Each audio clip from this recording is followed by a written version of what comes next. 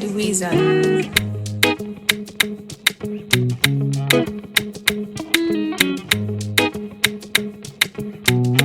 Alright guys, so welcome back to Red Plus once again.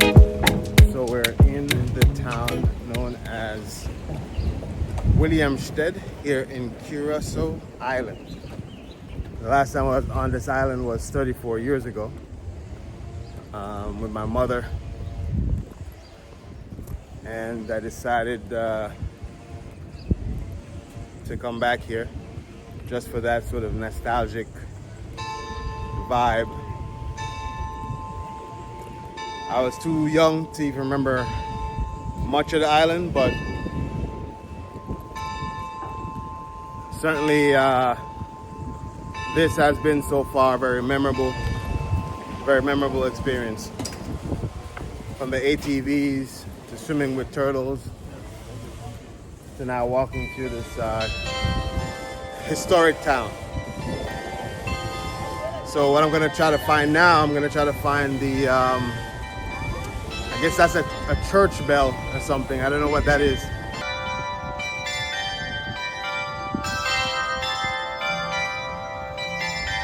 Alright guys, so the bell stopped ringing, and like what I was about to say is hopefully you can hear me through all the wind and all that, but I'm trying to find the Curaçao sign, which I just did.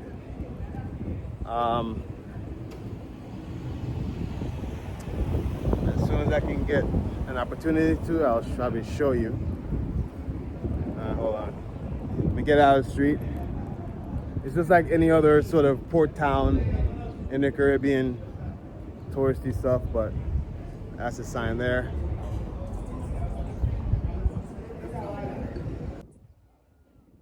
So,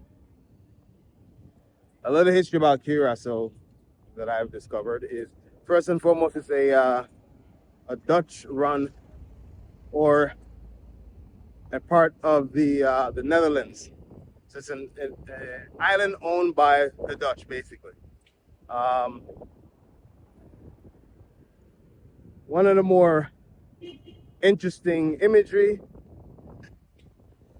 which to me is kind of controversial, is this kind of statue. You see them in different places here. This is what they call it.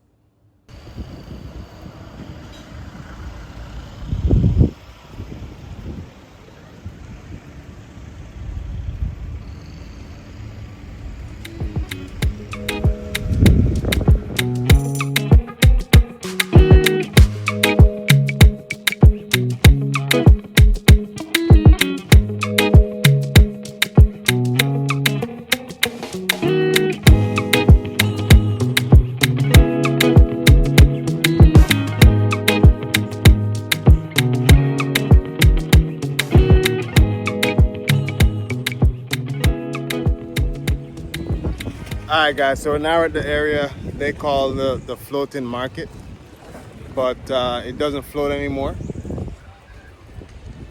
Now they're on land. It goes all the way down there.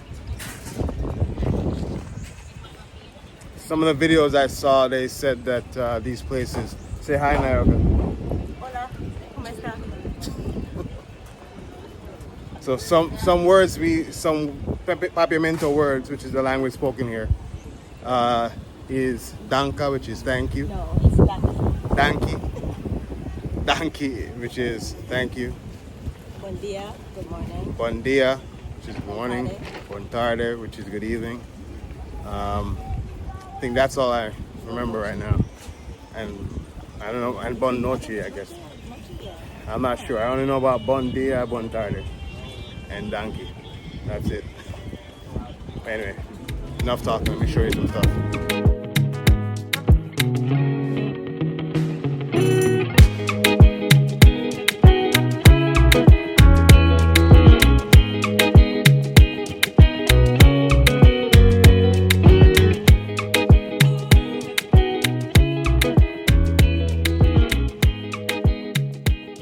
So Nayoka picked up what we call inep in Jamaica, and I think Venezuela they call them liche or guinepa.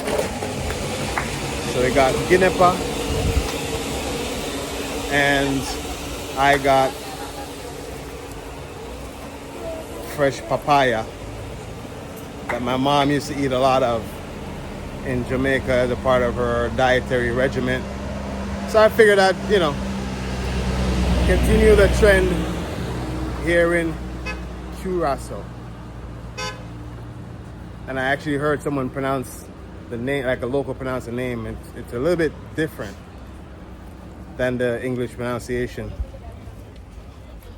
of the way I'm doing it, but it's the same thing. you get it. So yeah, so basically a little history on this section here. So a lot of this side here is like the fruits. The fruits are from Venezuela. So those guys come across I believe it's the Atlantic. Thank you. Bon dia.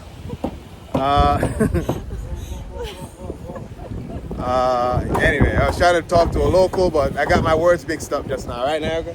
Yes. Yeah, I got my words mixed up, but it's all right. It's all a part of the experience, I suppose. Anyway, I'm happy about my fruits. I'm gonna put them in my refrigerator in my hotel and consume them a little bit later. But yeah, until then, I'm out.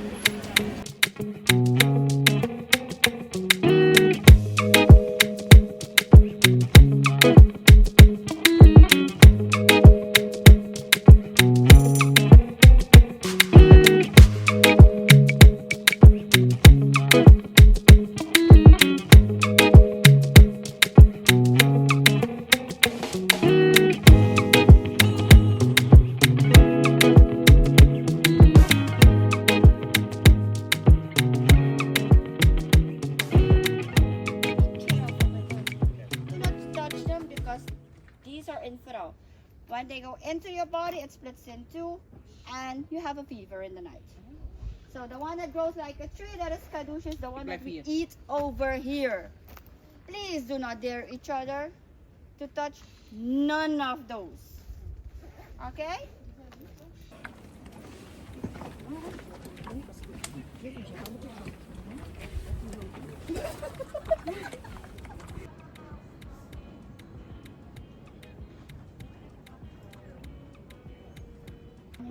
Speaking person, you will learn it faster and you can understand it faster. We eat the fruit of the cactus that tastes similarly like dragon fruit. It doesn't have some flavor, it's not sweet at all, it's just you put sugar on it.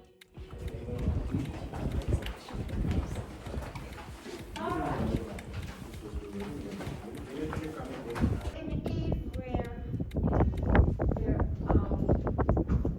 our wax living, and this cave used to have about 100 and something. So I'm in a cave here in Curaçao. It's touristy stuff, but it's cool. It's always good to sort of learn a little bit about another culture and history. They're saying that Arawaks lived in this cave eons ago, before Columbus discovered it.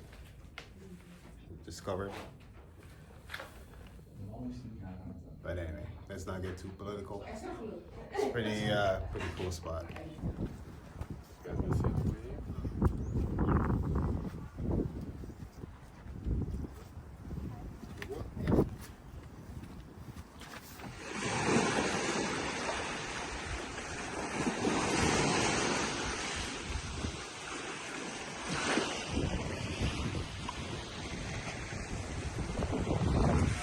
Just did some snorkeling. It was amazing here in Curaçao, and it's I gotta say, hopefully I captured some good shots. I think I did underwater, so you can see how active the marina is. There's just so many fish. To be honest, I think it's the most active area I've ever seen as it relates to like fish life and activity. We saw, I saw a turtle, swimming some turtles, a little bit nerve wracking. I gotta be honest, but cause like I was like, okay, is it gonna like try to get a piece of my toe? You know what I mean? Like mistake my toe for a fish. You know. Anyway. Ah man, it's a beautiful, beautiful place. Beautiful, beautiful beach. We actually drove from Williamstead. Williamstead is the main, sort of the big city. So we drove to the other side of the island, because on Williamstead side, for the most part, there's a lot of, it's the Atlantic Ocean, basically. So on one side of Curaçao, you have the Atlantic Ocean, and the other side, you have the Caribbean Sea. This side is the Caribbean Sea. And I think we have some shots of when we did some ATVs. I think, at least I have photos. I'll probably throw it in somewhere. So that was like the Atlantic Ocean crashing up against the shore. You know, creating those big waves that you guys saw. It was amazing. I would recommend it. This is not a travel, what do you call it? A paid advertisement by the Tourist Board of Curaçao. But nevertheless, it was a beautiful place. And I'm gonna wrap this video up for today, guys. Thank you for watching Red Key Plus. And as usual, keep moving, my friends. Peace.